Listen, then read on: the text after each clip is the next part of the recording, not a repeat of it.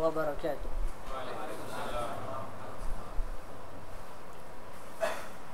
Innal hamdalillah nahmaduhu ta'ala wa nasta'inuhu wa nastaghfiruh wa na'udzu billahi min shururi anfusina wa min sayyiati a'malina. Man yahdihillahu fala mudilla lahu wa man yudlilhu fala hadiya lahu. Ashhadu an la ilaha illallah wahdahu la syarika lahu wa ashhadu anna Muhammadan 'abduhu wa rasuluhu. Amma ba'd. Fa inna asdaqal hadithi kitabullah wa khairal hadi Muhammadin sallallahu alaihi wasallam wa syarral umuri muhdatsatuha wa kullu muhdatsatin bid'ah wa kullu bid'atin dhalalah wa kullu dhalalatin finnar. Bapak-bapak sekalian, jemaah yang dirahmati oleh Allah Subhanahu wa taala. Alhamdulillah, kita sangat bersyukur kembali kajian kita seputar dunia malaikat kita lanjutkan. Pada bulan yang lalu kita sudah membahas hubungan antara malaikat dengan Nabiullah Adam alaihi salam sebagai manusia pertama. Ya. Juga kita jelaskan bagaimana postur tubuh beliau, ya, yang pertama diciptakan dan kemudian berkurang hingga masa ke masa dan tertinggal hari ini, ya, makin mengecil hingga hanya 1 meter lebih. Ya. Bapak-bapak sekalian, hari ini kita lebih luas membahas kaitan malaikat dengan anak cucu Adam secara umum. Ya. Seperti yang ada di lembaran kita itu, ya, hubungan malaikat dengan anak Adam, ya, sangat kuat, ya. Jadi malaikat ini terlibat senantiasa dalam, ya, hidup manusia secara mendetail, ya, mulai dari aspek penciptaan, ya, masa kelahiran, masa dalam perut ibu, hingga nanti kemudian lahir lalu dijaga senantiasa oleh malaikat. Juga kemudian aktivitas kita sebagai manusia, ya, baik yang baik maupun yang buruk, ya. Juga kemudian bahkan juga masalah pencabutan ajal. Bagaimana juga mereka terlibat misalnya dalam rangka untuk mengatur sistem, ya, misalnya hujan, misalnya kemudian terkait hari kiamat dan sebagainya. Nah, makanya kemudian kita lihat bahwa sebagai makhluk Allah, malaikat begitu kemudian lekat dengan kehidupan kita sebagai manusia. Iya. Nah, makanya kalau kita lihat di situ ada sebuah riwayat, ya. Pertama menjelaskan peran malaikat selama kita dalam proses apa? Ya, pertumbuhan awal di perut ibu, yaitu masa kehamilan. Iya. Bisa kita baca sama-sama? An Anas ibni Malik radhiyallahu anhu anin Nabi sallallahu alaihi wasallam qala wakkalallahu birrahimi malakan fayaqulu ay rabb nutfah ay rabb alaqah ay rabb mudghah fa idza arada Allah an yaqdiya khalqaha ay rabb dhakarun am untha ashaqiyyun am sa'id faman rizqu famal ajalu fayuktabu kadzalika fi batni ummi. Iya, Bapak sekalian, ini hadis ini menjelaskan secara rinci bagaimana bahwa ketika kita sedang dalam proses pertumbuhan awal dalam perut ibu, malaikat senantiasa menjaga kita supaya kemudian tidak diserang terutama oleh jin. Iya. An Anas bin Malik radhiyallahu anhu dari Rasulullah sallallahu alaihi wasallam qala, Rasulullah menjelaskan, wakkalallahu birrahimi malakan. Allah wakkala, mewakilkan, menugaskan salah satu malaikat fayaqul, untuk menjaga rahim. Iya. Lalu ketika kemudian terjadi perkembangan baru kemudian di dalam rahim, maka malaikat menyatakan, ya Rabb, nutfah sekarang sudah tercampur antara mani laki dan perempuan, yaitu yang kita sering sebut zigot itu. Iya. Lalu kemudian berkembang lagi 40 hari kemudian, Rabb, alaqah. Nah sekarang ini sudah kemudian melekat di dalam rahim, yang kita sering tafsirkan dulu darah. Iya, alaqah. Lalu berlalu lagi 40 hari, Rabb, mudghah. Sekarang sudah jadi, ya, kayak seonggok, ya, nasi, daging, iya, sudah terbentuk. Lalu kemudian dilaporkan senantiasa seperti itu. Iya. Fa idza aradallahu an yaqdiya khalqaha, ketika Allah Subhanahu wa taala hendak menyempurnakan bentuk ciptaan seorang manusia dalam perut ibu, malaikat kembali lagi, ya, menyampaikan, ya Rabb, dzakarun am untha, ini jenis kelaminnya laki apa perempuan, asyaqiyun am sa'id, hidupnya bahagia atau kemudian susah, famar rizku, berapa ketetapan rizki untuknya, famal ajalu, berapa lama kesempatan hidup baginya, fayuktabu kadzalik, maka kata Rasulullah, ketetapan-ketetapan tersebut dituliskan untuknya fi batni ummi, seketika mereka masih dalam perut ibu mereka semuanya. Iya, ini kita lihat keterlibatan luar biasa kayak begitu. Iya. Nah, ini ketika kemudian proses dalam perut ibu, karena kita tahu, iya, selama kita dalam perut ibu itu kita sangat rentan dan lemah. Iya. Ibu sendiri yang mengandung kita sering disebut di Quran itu wahnan ala wahnin, berpindah dari masa tidak, ya, kejiwaan yang tidak menentu akibat terjadinya proses kimiawi dalam tubuhnya sesuai dengan perkembangan anak, sehingga, ya, juga rentan kemudian diintervensi oleh makhluk halus yang kita sebut jin itu. Iya. Makanya kemudian malaikat ditugaskan untuk menjaga supaya jangan sampai, ya, intervensi jin itu bisa membahayakan sang calon bayi kayak gitu. Iya. Ya tentu ketika kemudian, ya, memang ya ditetapkan lahir oleh Allah Subhanahu wa taala. Nah, sekarang kita lihat lagi peranan malaikat setelah kita lahir ke muka bumi ini. Kita temukan di Quran, ya, surah Ar-Ra'd, lahu mu'aqqibatun min baini yadayhi wa min khalfihi, lahu mu'aqqibatun, bagi manusia, mu'aqqibatun, senantiasa ada malaikat bergiliran untuk menjaganya, min baini yadayhi, di hadapannya, wa min khalfihi, dan di belakangnya, yahfazunahu min amrillah, yang senantiasa menjaga mereka, ya, sesuai dengan perintah Allah Subhanahu wa taala. Ya, makanya, ya, ulama kita menyatakan ajal itu adalah hisnun hasib. Itu adalah benteng kuat. Insya Allah tidak akan pernah kita meninggal kecuali dengan ketetapan dan ketentuan Allah Subhanahu wa taala. Makanya kemudian tidak karena orang berperang lalu meninggal, dan tidak karena kemudian orang di rumah lalu kita kemudian meninggal, benar, tidak, kecelakaan dan sebagainya. Iya. Bahkan kalau kita mau lihat, ya, taruhlah Khalid bin Walid itu, ya, Khalid bin Walid kan panglima perang dari sejak zaman jahiliyah, kerjanya perang mulu. Iya, tetapi ketika meninggal toh juga di atas tempat tidur.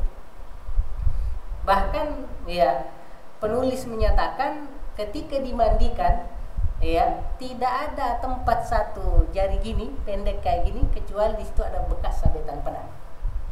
Iya, beliau Khalid bin Walid, tapi tidak meninggal karena pedang, tetap saja meninggal dalam kondisi biasa di atas kemudian tempat tidurnya. Iya, sementara kita yang tidak terlibat kemudian apa-apa, toh banyak yang meninggal karena ketabrak ya kendaraan dan sebagainya. Alhamdulillah. Ya kalau kita lihat ya Ibnu Abbas radhiyallahu anhu ahli tafsir kalangan sahabat, beliau menyatakan gini. Bagaimana menjelaskan ayat ini bahwa yang dimaksud ada yang menjaga manusia adalah bahwa Allah menugaskan malaikat yang senantiasa menjaga dari arah depan, belakang dan arah samping. Tetapi manakala takdir Allah Subhanahu wa taala bahwa orang ini jatuh, bahwa orang ini kena sihir, bahwa orang ini kemudian sakit, malaikat tidak bisa berbuat apa-apa. Ya, mereka kemudian mundur dan membiarkan kita terkena musibah dan takdir yang telah ditetapkan kepada kita. Nih. Nah, terkait dengan ini makanya kemudian keyakinan kita Ahlus Sunnah wal Jamaah bahwa selama kita dekat dengan Allah maka tingkat penjagaan malaikat pun maksimal sama kita. Tidak sekedar menjaga fisik kita, tetapi lebih dari itu, yaitu menjaga keistiqomahan kita untuk senantiasa berada di jalan Allah Subhanahu wa taala. Pada beberapa pertemuan yang lalu kita menjelaskan bagaimana penjagaan peran malaikat kayak berselawat, ya kan? Iya juga kita sudah jelaskan bagaimana malaikat senantiasa memohonkan ampunan, bagaimana malaikat kemudian berharap agar Allah memberikan rahmat kepada kita dan sebagainya.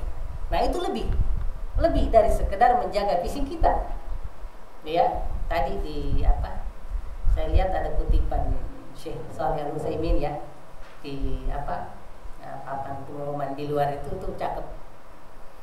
Kata beliau bahwa kalau Anda melihat pintu rumah sakit sesak oleh orang-orang berobat, sementara pintu masjid sepi dilewati orang-orang, maka yakinlah bahwa daerah itu masih jauh dari Allah Subhanahu wa taala.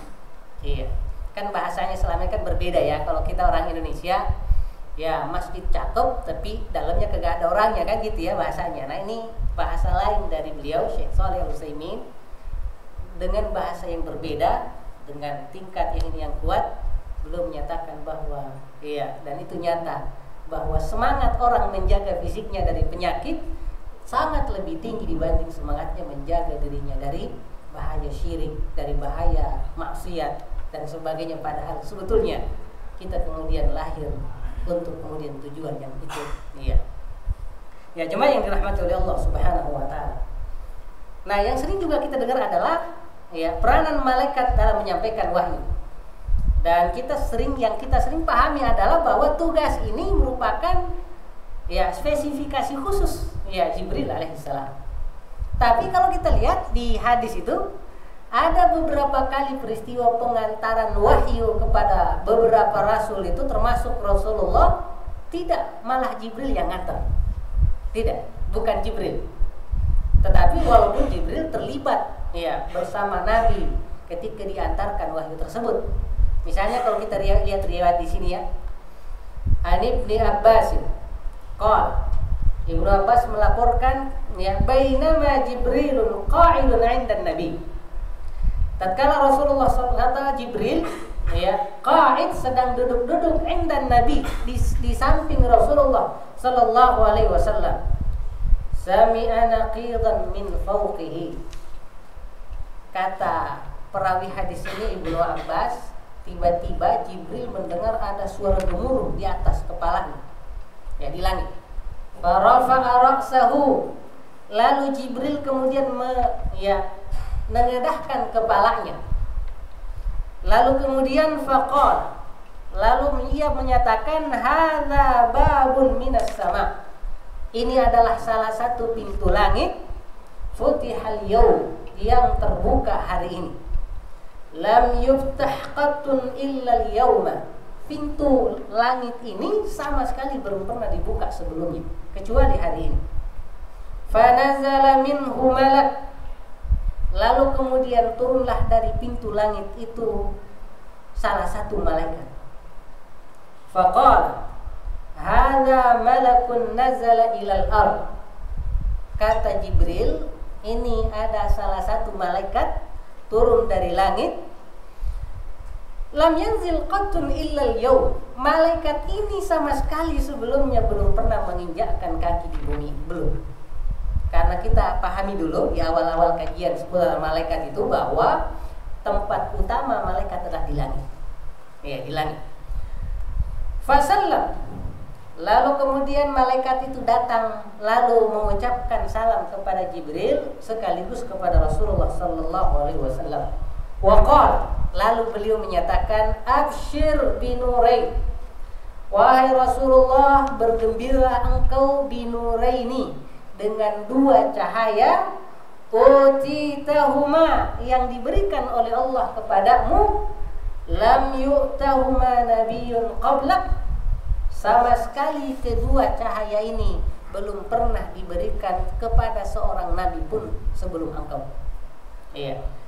Yaitu Fatihatil Kitab, surat Al-Fatihah, wa khawatimu suratil Baqarah, dan penutup surah Al-Baqarah. Itu adalah dua cahaya yang merupakan kekhususan bagi umat ini. Iya. Nah, itu tentang keutamaan nanti Al-Fatihah. Bahkan nanti ada hadis lain yang menjelaskan bahwa Al-Fatihah tidak ada ayat pun, surah pun yang mampu mengguliknya, baik di Taurat, di Injil, di Zabur dan sebagainya. Tetap saja Al-Fatihah saja itu sudah melebihi semua kitab suci sebelumnya. Iya. Nah, yang kita ambil dari hadis ini bahwa terkadang wahyu tidak malah diantar oleh Jibril, walaupun ketika diantar tetap Jibril ada bersama Rasulullah sallallahu alaihi wasallam. Iya. Nah, ini hal baru bagi kita. Selama ini Jibril terus yang kita pahami, dan itu tidak salah, tetapi ada hal-hal tertentu terkadang bukan Jibril yang kemudian mengantarkannya. Juga hadis yang mirip redaksinya, an Hudzaifah qala Rasulullah sallallahu alaihi wasallam, Rasulullah sallallahu alaihi wasallam menegaskan, atani malakun, saya didatangi oleh salah satu malaikat, fasallama alayya, lalu mengucapkan salam kepadaku, nazala minas sama, sang malaikat ini baru turun dari langit, lam yanzil qablaha, sebelumnya dia belum pernah sama sekali datang ke bumi ini. Yubashiruni, dia datang membawa kabar berita gembira, annal Hasan, bahwa Hasan, wal Husain, dan Husain, sayyida syababi ahlil jannah, dua-duanya merupakan pionir sebagai penghulu surga dari para kalangan anak muda, pemuda. Nah, ini kan luar biasa ya. Jadi beberapa orang itu sudah ditetapkan sebagai penghuni surga dari malaikat ke Rasulullah sebelum kemudian mereka sendiri itu meninggal. Nah, ya. Dan itu ada beberapa hadis nanti kita tahu seperti itu. Nah, yang kita lihat di sini juga sama kasusnya, bahwa informasi itu dibawa oleh juga malaikat selain Jibril alaihissalam. Juga dilanjutkan bahwa wa anna Fatimah, dan juga bahwa Fatimah sayyidatun nisa'i ahlil jannah, adalah penghulu, ya, penduduk surga dari kalangan wanita. Iya. Nah, ini semuanya anak dan cucu Rasulullah sallallahu alaihi wasallam. Iya, cucu dan anak Rasulullah sallallahu alaihi wasallam, Fatimah, ya, radhiyallahu anha. Iya. Nah, kalau kita lihat kasus lain juga sama aja. Iya. Bahwasanya tidak semua yang didatangi oleh malaikat itu juga nabi, enggak. Iya, banyak kasus-kasus ya yang mana malaikat datang ya ke manusia biasa. Iya, termasuk yang kita sering dapat itu kan, misalnya kan ketika Siti Hajar ya lagi diminta oleh Allah agar Nabiullah Ibrahim memisahkan keturunannya, satu di Jazirah Arab, ya itu yang di Mekah, padang tandus itu, ya, satu kemudian di wilayah Palestina. Iya, jadi berjauhan jaraknya ini. Kita tahu bahwa kenabian itu di dua lokasi ini. Kalau bukan di daerah Hijaz, Makkah dan Madinah, di wilayah Palestina. Iya. Ada yang menyatakan juga wilayah Mesopotamia itu daerah Baghdad sekarang, Irak, itu juga kawasan-kawasan ya, itu tempat ya, tugas ya Nabi. Nah beliau ini Nabi Ibrahim merangkum dua tempat itu sebagai bapak para nabi gitu. Ya, baik Mekah, Hijaz maupun kemudian Baitul Maqdis, wilayah Palestina. Makanya Nabiullah Ibrahim itu diklaim oleh semua agama samawi. Ya, orang Yahudi mengklaim qalatil yahudu bahwa ya Ibrahim itu Yahudian, ya kan? Orang Yahudi. Orang Nasrani mengatakan Nasranian, dia Nasrani. Oleh Allah dikatakan enggak, kana hanifan musliman, dia adalah orang yang hanif, ya tulus jujur, dan seorang muslim. Ya, tidak membenarkan pengakuan-pengakuan mereka itu. Nah, jamaah yang dirahmati oleh Allah Subhanahu wa taala. Nah, sekarang kita lihat ya. Kalau begitu Rasulullah sallallahu alaihi wasallam sebagai orang yang mendapatkan ya hubungan dengan malaikat terutama Jibril, lalu bagaimana cara penerimaan wahyunya? Ya, ini kan juga kemudian nanti jadi pertanyaan karena di masyarakat kita itu beda dikit antara mana yang dari malaikat, mana yang dari jin. Iya. Kan kalau orang mau verifikasi apa bedanya kan? Nggak ada bedanya. Orang ke Gunung Bunder gitu, semedi berapa hari, merasa juga kedatangan. Iya. Bahkan ada yang merasa di belakangnya ada yang sholat gitu. Orang-orang torekat itu seringkali merasakan bahwa untuk zikir-zikir tertentu atau untuk kemudian qiyamul lail tertentu mereka merasa bahwa kedatangan malaikat. Padahal tidak selamanya bahwa itu malaikat. Bisa jadi itu hanyalah pencitraan. Iya. Karena Rasulullah selalu menyatakan bahwa saya itu tidak bisa diserupai oleh setan sama sekali, lalu datang ke mimpi, nggak bisa sama sekali. Fa inna syaitana la yatamatsalu bi surati. Syaitan itu nggak mampu menyerupai aku. Faman ra'ani fil manami, siapapun melihat aku dalam mimpi dan yakin bahwa ini Rasulullah, faqad ra'ani, pastikan bahwa itu saya. Iya, karena Allah sudah memblacklist bahwa jin tidak mampu untuk menyerupai Rasulullah, karena kapan mereka mampu bisa merusak agama ini. Jangankan tidak mampu saja, masih banyak yang kemudian terpesona seolah-olah ini malaikat, seolah-olah ini dan sebagainya, apalagi kalau mereka diberikan kemampuan itu oleh Allah Subhanahu wa taala. Nah, di hadis Aisyah radhiyallahu anha kita temukan bahwa annal Harits bin Hisham, Harits ibn Hisham radhiyallahu anhu, sa'ala Rasulullah sallallahu alaihi wasallam. Dia pernah nanya langsung ke Rasulullah sallallahu alaihi wasallam. Faqala, dia nanya, ya Rasulullah, wahai Rasulullah, kaifa ya'tikal wahyu? Sebetulnya wahyu itu datang ke engkau gimana sih caranya, prosesnya? Faqala Rasulullah sallallahu alaihi wasallam, ahyanan, terkadang wahyu itu datang ya'tini mithla salsalatil jaras. Jadi mirip kayak bunyi lonceng, kayak ada tung kayak gitu. Iya, salsalatil jaras. Nah, kata Rasulullah, wa huwa ashadduhu alayya. Inilah cara paling berat yang saya rasakan karena menggunakan bahasa isyarat, bahasa tingkat tinggi. Iya, jadi bunyi-bunyi lonceng kayak begitu, tapi hanya dipahami antar mereka berdua, yaitu malaikat sebagai pemberi sinyal dan Rasulullah sebagai penerima. Ya, kalau kita juga paham bahasa besar kayak bahasa isyarat begitu, tapi tertentu.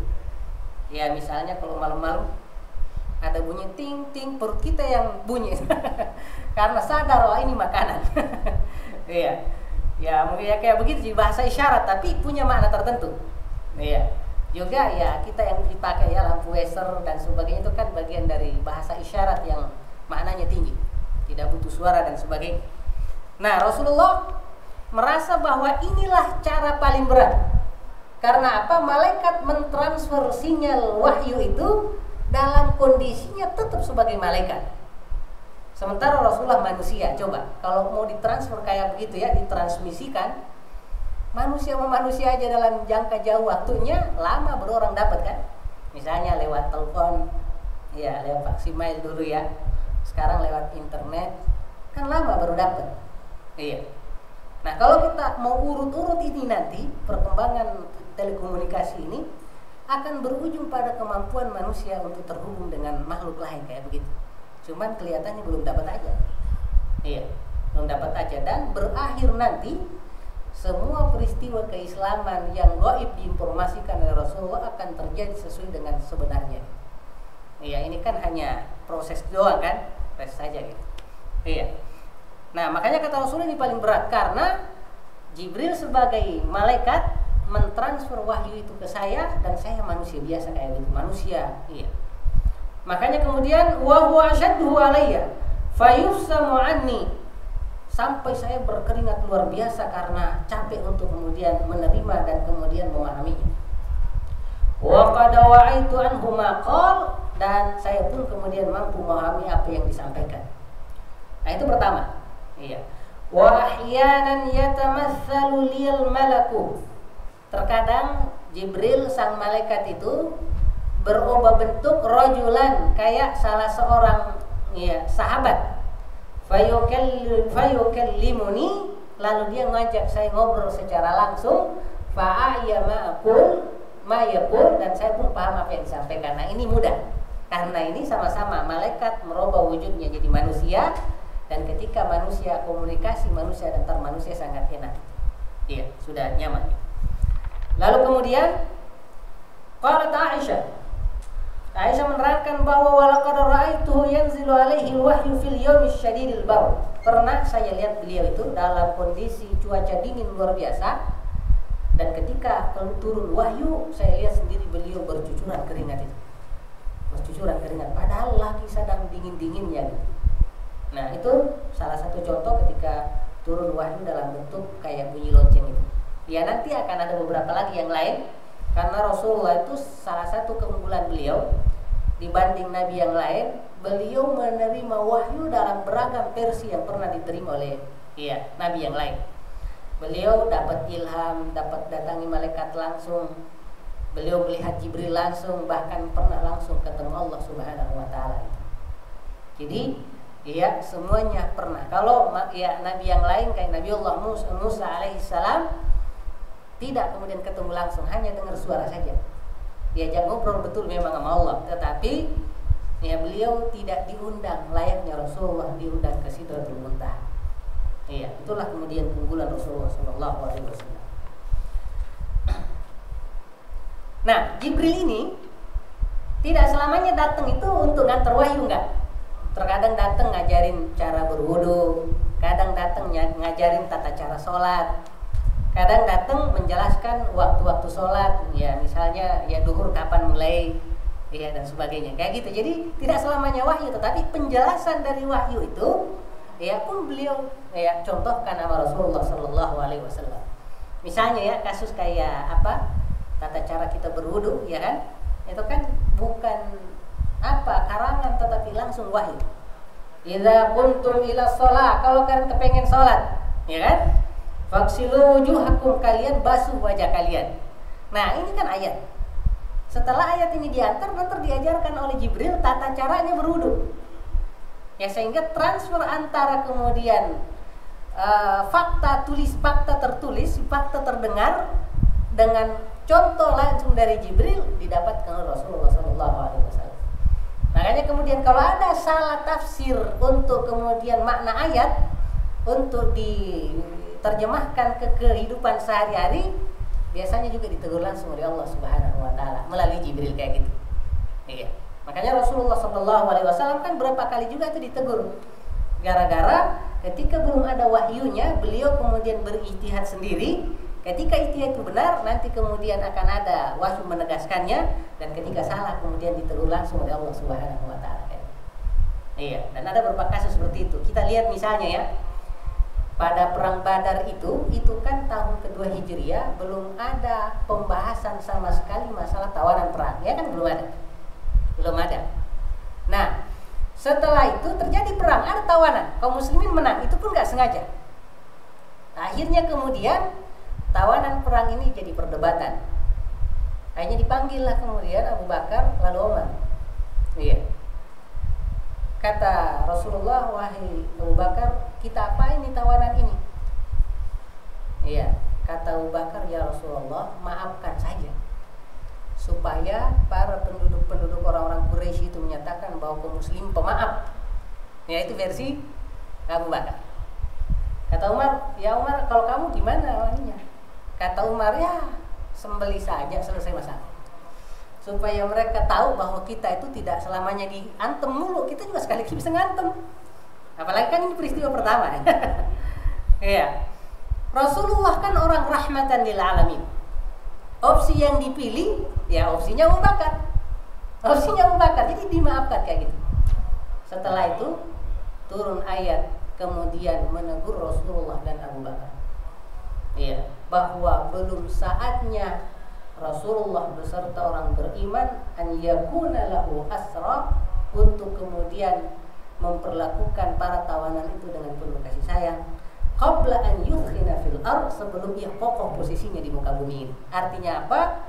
Sembelih saja sesuai pendapat Umar. Akhirnya ketika itu Rasulullah kemudian sama Abu Bakar menangis di situ setelah turun ayat itu. Karena ada ayatnya, kalau seandainya bukan rahmat dari Allah, kalian kena azab, kayak gitu ayatnya. Itu kasihan. Kena azab kayak gitu. Iya. Akhirnya ketika balik, nangislah Rasulullah sama Abu Bakar. Umar belakangan datang, balik lagi. Kata beliau, wahai ya Rasulullah wa ya Abu Bakar, ma abkakuma, kalian berdua nangis kenapa? Ceritain dong biar saya juga ikut nangis. Kan gak enak nangis aja kagak ada cerita. Akhirnya dijelaskan, kata beliau, ya wahai Abu Bakar, iya, kami berdua ini hampir saja kena azab dari Allah Subhanahu wa ta'ala. Ternyata pendapat engkau dibenarkan oleh Allah Subhanahu wa ta'ala. Akhirnya, ya Rasulullah benar. Ya betul, pendapat kami yang dibela oleh Allah Subhanahu wa ta'ala. Akhirnya mereka pun ikut menangis bahwa perbuatan mereka langsung ditegur oleh Allah Subhanahu wa ta'ala. Ya kayak seperti itu, ya Rasulullah ya bisa nangis kayak begitu gara-gara salah ijtihad. Dan tidak pernah egois, saya kok yang Nabi, masa pendapatnya Umar yang dibela sama Allah. Enggak egois kayak begitu. Walaupun sahabat tahu adabnya.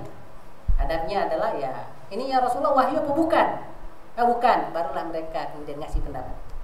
Ngasih pendapat seperti itu. Iya. Nah, jemaah yang dirahmati oleh Allah Subhanahu wa ta'ala. Iya. Kita lihat untuk kemudian kasus 5 waktu itu ntar bisa dibaca di situ, salat 5 waktu. Jadi ada 2 hari Jibril mengimami Rasulullah di Ka'bah itu, di dekat Ka'bah. Jadi hari pertama mengimami beliau pas di awal waktu. Di awal waktu zuhur, pas ya kayak tadi tuh ya, setelah matahari condong dikit ke barat, ya condong lalu diimami. Ya, sampai kemudian benda sama persis sama bayangannya masuk waktu asar. Iya. Sampai kemudian pas waktu berbuka itu ya maghrib, awal maghrib ya Rasulullah diimami oleh Jibril. Pas kemudian fajar ya hilanglah kemudian yang warna-warna ke ini, masuk waktu isya ya, dan seterusnya kayak begitu. Itu hari pertama. Hari pertama jadi sholatnya selalu di awal waktu diimamin oleh Jibril.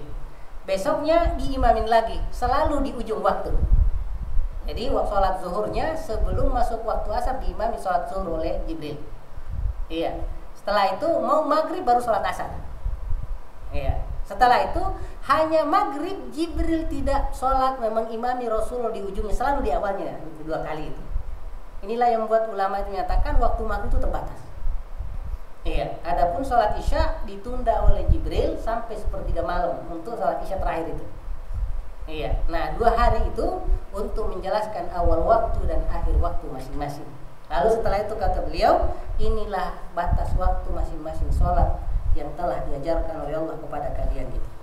Juga bahkan ya Jibril turun untuk mengajarkan wudhu. Iya, ini ada hadisnya kayak begini. Atani Jibril alaihi salam fi awwali ma uhiya ilayya. Jibril datang kepadaku, fa'allamani al-wudu, lalu mengajari aku wudu. Falamma faragha minhu, setelah beliau Jibril ini selesai wudu, akhadha hafnatan minal ma. Jibril ngambil apa istilahnya? Segenggam ya, segenggam air lalu beliau percikan, Jibril percikan ke kemaluannya. Nah ini nanti terjadi apa, dianjurkan sekalipun tidak harus setelah wudhu, setelah buang air kecil sebelum wudhu juga bisa. Tujuannya itu ntar kalau kita ngelihat ada berkas-berkas air itu, kalau kita udah percikan, sudah kita tidak ragu ini jangan-jangan setan, karena kita tadi sendiri yang sadar memercikannya. Iya, itu maksudnya gitu. Jadi kita nggak usah nih ada nggak percikannya, nggak usah begitu. Ya setelah pipis dan kita berusaha untuk tidak kena percikannya, setelah itu habis nyuci langsung kita percikan aja.